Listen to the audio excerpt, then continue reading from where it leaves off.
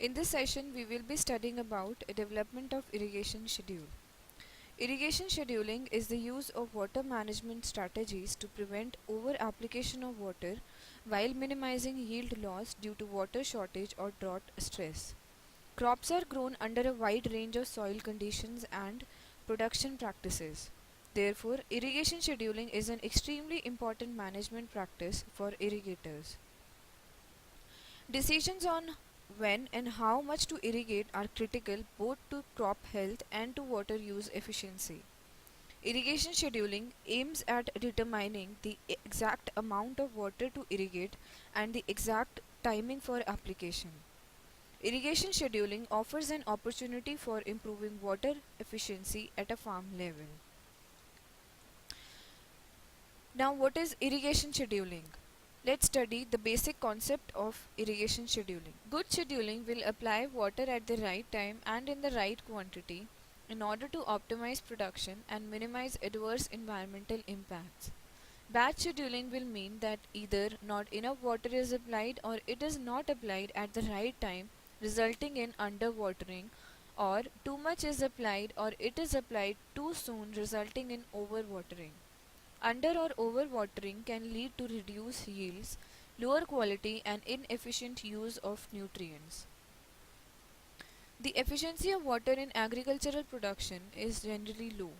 Only 40 to 60% of the water is effectively used by the crop.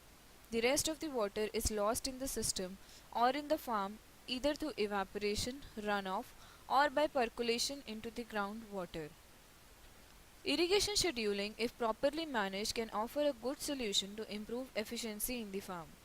Various methods and tools have been developed to determine when crops require water and how much irrigation water needs to be applied. These include the various soil and plant monitoring methods. Irrigation scheduling requires knowledge of the soil water status, the crops, the status of crop stress, the potential yield reduction if crop remains in a stress condition. Now let's have a look at advantages of irrigation scheduling.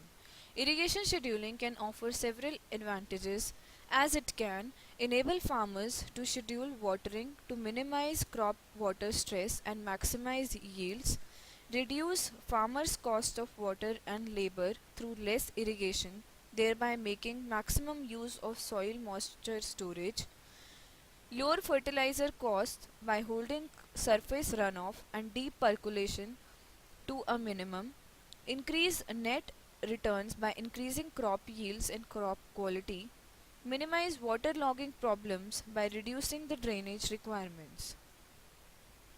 Irrigation is the controlled application of water for agricultural purposes through man-made systems to supply water requirements not satisfied by rainfall. Crop irrigation is vital throughout the world in order to provide the world's ever-growing populations with enough food. Many different irrigation methods are used worldwide.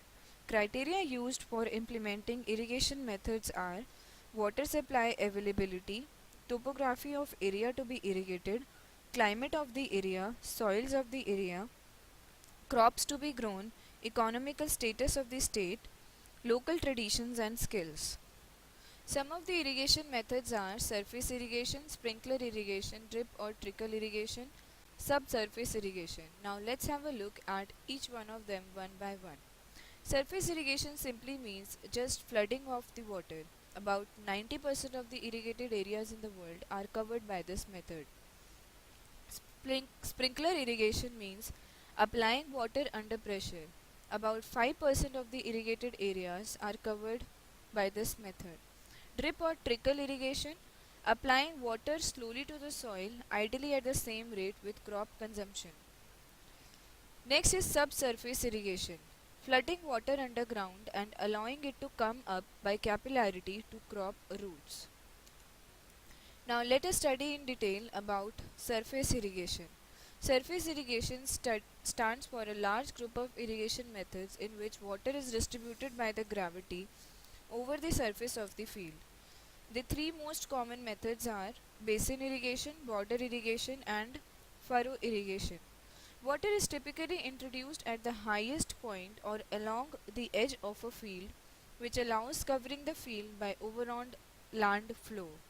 Historically, surface irrigation has been the most common method of irrigating agricultural land. The defining feature of surface irrigation methods is that the soil is used as the transporting medium. Now we will be studying about the way water is applied to the field in surface irrigation. In surface irrigation, water is applied to the field in either the controlled or uncontrolled manner. In uncontrolled manner, water is applied from the head ditch and guided by corrugations, furrows, borders or ridges. In uncontrolled way of water application, wild flooding is performed. Surface irrigation is entirely practiced where water is abundant. The low initial cost of development is later offset by high level cost of applying water. There are deep percolation, runoff and drainage problems involved in surface irrigation. Now let's study about basic design principles in case of surface irrigation. They are furrow irrigation, basin irrigation and border irrigation. First have a look at furrow irrigation. An alternative to flooding the entire field surface is to construct small channels along the primary direction of water movement. Water introduced in these furrows infiltrates through the wetted perimeter and moves vertically and laterally thereafter to refill the soil. Furrows can be made in conjunction with basins and borders to overcome topographical variation and crusting. Furrows are well adapted to row crops and orchards or vineyards. In furrow irrigation, only a part of the land surface is wetted, thus minimizing evaporation loss. Furrow irrigation is adapted for row crops like corn, banana, tobacco, and cabbage. It is also good for grains. Irrigation can be done by corrugation using small irrigation streams. Furrow irrigation is adapted for irrigating on various slopes except on steep ones because of erosion and bank overflow. Furrow systems require more labor than border or basin systems. Some of the disadvantages we may face because of the design are salinity hazards between the furrows, limited machinery mobility across the lateral field direction, and an increased erosion potential. On the other hand, topographical conditions can be more severe and variable, and the smaller wetted area can reduce evaporation loss. The three most important hardware items for an efficient. Next is basin irrigation. Basin irrigation is the most common form of surface irrigation, particularly in regions with layouts of small fields. If a field is level in all directions, is encompassed by a